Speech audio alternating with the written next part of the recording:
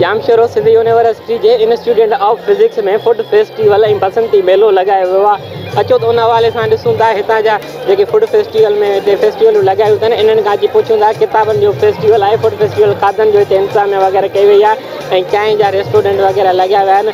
अचो त इन हवाले सां पुछूं था फिजिक्स डिपार्टमेंट जे डायरेक्टर सां त इन जो छा चवणु आहे। हिते first year, second year, third year ऐं फाइनल ईयर जे स्टूडेंटनि पंहिंजी पैसनि सां मिलाए करे हिन हिते फेस्टिवल लॻायो आहे। अचो त हिन हवाले सां पुछूं था असां सां गॾु फिजिक्स डिपार्टमेंट जो डायरेक्टर मौजूदु आहे, हुनजो छा चवणु आहे। जी जो स्टूडेंट आहियूं ऐं जेका फाइनल ऐं थर्ड ईयर आहिनि, फर्स्ट ईयर सेकेंड ईयर वारनि जी महिनत आहे जो first time history of physics में एतिरो सुठो बसंत मेलो जेको आहे लॻायो वियो आहे। असांजो जेको स्टॉल आहे उनजो ख़ासि नालो आहे पख्तून डिश आहे ऐं तव्हां ॾिसी रहिया आहियो काफ़ी सारा माण्हू आहिनि, ॿियनि डिपार्टमेंट्स खां बि आहिनि, काफ़ी इंजॉय करे रहिया आहिनि। जी काफ़ी टाइम थी वियो आहे, काफ़ी इनकम भी थी आहे। फ्रॉम फिजिक्स डिपार्टमेंट, हमारे डिपार्टमेंट में इस तरह का मेला रखा गया है बसंत। इसको हमने बहुत इंजॉय किया, हमने गेम्स खेले और हमने बहुत सारे गेम्स जीते हैं। इस तरह के मेले और बसंत होनी चाहिए, इस तरह स्टूडेंट में जो है कॉन्फिडेंस डेवलप होता है और यहाँ जो है बहुत अच्छा अरेंजमेंट स्टूडेंट ने जो है बहुत अच्छा अरेंजमेंट किया, इस तरह के फंक्शन होते रहने चाहिए। कौन सा इवेंट लगाया यहाँ पे? मैंने जो इवेंट नहीं लगाया, मैं इंजॉय करने आई हूँ इधर। कौन सी ईयर से? मैं फर्स्ट ईयर से हूँ।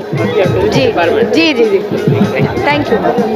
अस्सलाम वालेकुम, मेरा नाम ज़ैनब है, मैं फाइनल ईयर की स्टूडेंट हूँ और मेरे साथ जो है वो मेरे कलीग्स हैं जो मेरे साथ जो है वो कोऑपरेट कर रहे हैं। ये सिराज है, सिराज मुगेरी है, टीचर मुजीब रुख है, मुनसिफ शर है, समीर चटियाल है और हम लोगों ने यहाँ पे जो है वो चने की चाट है, गोलगप्पे हैं खट्टे मीठे और बनाना शेक रखा हुआ है। लोग आ रहे हैं, एंजॉय कर रहे हैं और आगे कोशिश है इंशाल्लाह कि अच्छा गुजर जाए। ये फर्स्ट टाइम हमने जो है वो फिजिक्स डिपार्टमेंट में हो रहा है, तो उम्मीद करते हैं कि अच्छा गुजरेगा और सब इंजॉय करेंगे।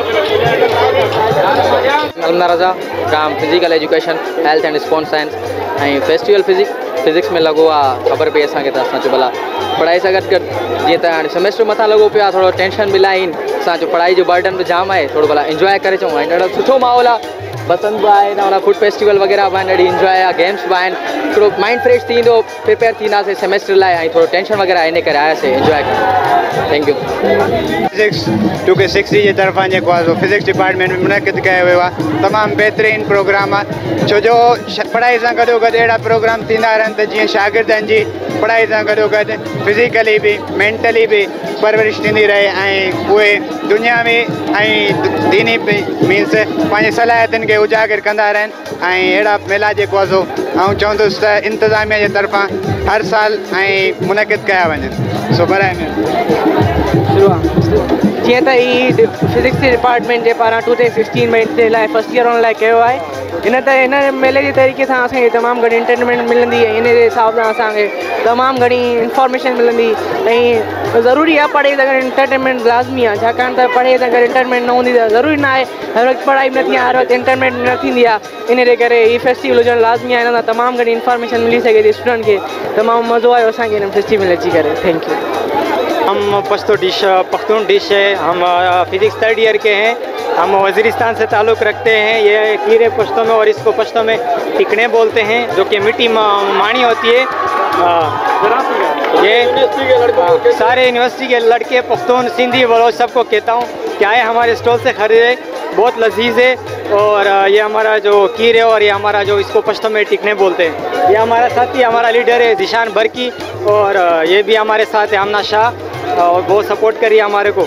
यही मां फिजिक्स फाइनल ईयर जो सीआर आहियां ऐं जेको असां ऑर्गेनाइज़ कयो आहे, जेको फिजिक्स जी जेका दुनिया आहे हिते असां फस्ट टाइम ही जेको ऑर्गेनाइज़ कयो आहे ऐं जेको असांजो सर डायरेक्टर साहब आहे सर रियाज़ मरी असां सां हर ॻाल्हि में कोऑपरेट कयो आहे ऐं पेपर्स वेझा हुआ, मैनेजमेंट बि मतिलबु जेको असां तकड़ वग़ैरह में कई ऐं ज़बरदस्त आहे। हिते जेको असांखे शागिर्दनि जो ॿिया जेके यूनिवर्सिटी में ॿिया डिपार्टमेंट्स आहिनि उन्हनि जे सभिनी सां असांखे तमामु भलो जेकी मोट मिले पई ऐं अॻिते बि अहिड़ा फेस्टिवल इंशाल्लाह थींदा रहंदा। डिपार्टमेंट जो डायरेक्टर असां सां गॾु मौजूदु आहे, अचो त उन खां पुछूं था कि हिते फूड फेस्टिवल लॻाए विया आहिनि, इन जो छा चवणु आहे। जी सर। दादा सुठी ॻाल्हि आहे, डायरेक्टर आहियां हिन इंस्टीट्यूट जो, ही सभु पंहिंजा स्टूडेंट आहिनि। असल में तव्हांखे ख़बर आहे त एकेडमिक एक्टिविटीज़ सां गॾु नॉन अकेडमिक को करिकुलर स्टडीज़ हुअण बि ज़रूरी आहे। हाणे हीअ हिकिड़ी एक्टिविटी आहे जेका स्टूडेंट्स पंहिंजे हिसाब सां रखी आहे ऐं हुन में ज़ाहिरी ॻाल्हि आहे इंतिज़ामिया जो असां सभिनी जो हिन सां सहकार आहे। तो तमामु सुठी ॻाल्हि आहे, पॉज़िटिव आहे ऐं माण्हू कोशिशि करे अहिड़ी पॉज़िटिव एक्टिविटीज़ करे त हिन सां काफ़ी एडवांटेजिस आहिनि ऐं माइंड बिल्कुलु कॉन्फिडेंस हिननि जो वधंदो स्टूडेंट्स जो। हिते केतिरा स्टूडेंट आहिनि जेके फिजिक्स डिपार्टमेंट जा मिली करे कॉम्पिटिशन लॻायो अथनि फूड फेस्टिवल हिन हिसाब सां? ही मेजर रोल त फाइनल ईयर वारनि जे स्टूडेंट्स जो आहे, बाक़ी हूअं हिननि सां गॾु सभई आहिनि पार्ट 1 खां वठी फाइनल ताईं। MSc प्रीवियस आहे, MSc फाइनल आहे, हर स्टूडेंट गॾु आहे। तव्हां इब्तिदा कयो आहे फूड फेस्टिवल जो? हा बिल्कुलु कयो। अच्छा, सही लॻो तव्हांखे? हा बिल्कुलु सुठी ॻाल्हि आहे, पॉज़िटिव एक्टिविटी आहे। तव्हां स्टूडेंट खे छा मैसेज ॾियणु था चाहियो? हा बिल्कुलु हिन मीडिया जे ज़रिए मां पंहिंजे स्टूडेंट्स खे इहो चवंदुसि तव्हां महिनत कयो, छो त तव्हां में तव्हांजे माइटनि जूं, तव्हांजे वालदेन जूं, तव्हांजे भाइरनि भेनरनि जूं, उस्तादनि जूं, सभिनी जूं उमेदूं आहिनि ऐं तव्हां ई हिन मुल्क जी मुस्तक़बिल आहियो। महिरबानी करे पंहिंजे पढ़ाई में दिलि लॻायो ऐं पॉज़िटिव एटीट्यूड रखो, हर कंहिंजी इज़त कयो, हिक ॿिए जी इज़त कयो। Thank U. असां सेकेंड ईयर जा आहियूं। हीअ आहे सिंधी चाट जेका सिंधी माण्हू पसंदि कंदा आहिनि, त असां हिनखे न अॼु शो पिया करायूं की न सिंधी चाट सभु वठनि ऐं सभु खाइनि, सभु पसंदि पिया कनि ऐं असांजो मतिलबु घणो करे माण्हू वठंदा पिया वञनि।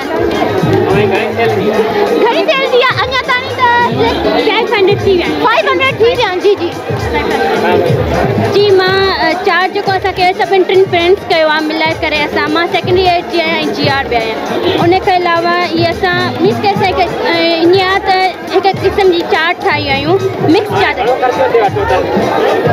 इहो त मां हिसाबु कोन कयो आहियां, छो त असां मिली करे कयो आहे न, अञा उहो बाद में कंदासीं की केतिरो असांजो प्रॉफिट थियो आहे या केतिरो असांजो ख़र्चो वग़ैरह।